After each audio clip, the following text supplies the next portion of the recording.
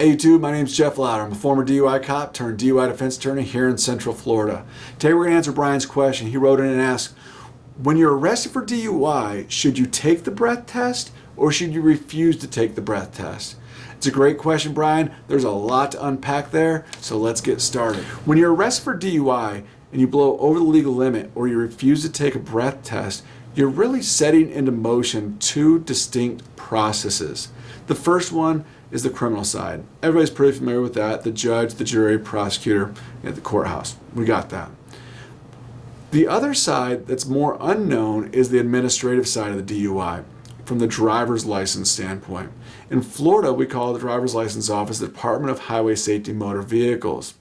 Now, the Department of Highway Safety Motor Vehicles encourages that you provide a breath sample when you're arrested for DUI by increasing the sanctions for refusing to submit to the test. So in your first DUI arrest, if you refuse, your license will be suspended for a period of 1 year. But in that same arrest, if you were to provide a breath sample over the legal limit, your license would be suspended for only 6 months.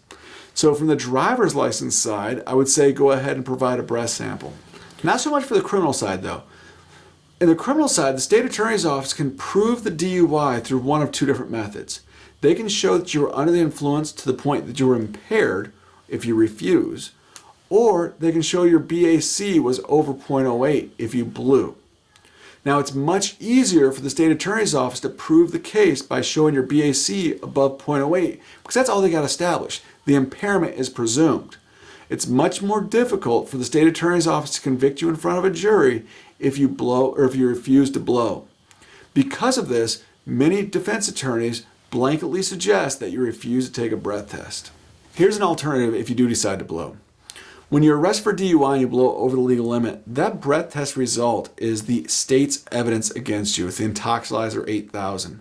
You have the right to confirm or refute that through your own independent blood test.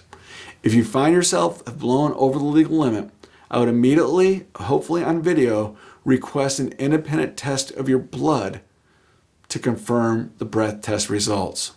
The police are supposed to provide you with reasonable access to a telephone to arrange to get that blood test taken. If they don't provide that access, then we can challenge the results of the breath test in court, and you might force the prosecutor to prove their case through impairment. Let me wrap all that up, make it one neat package. If you're arrested for DUI and you know you're under the legal limit, I would say blow.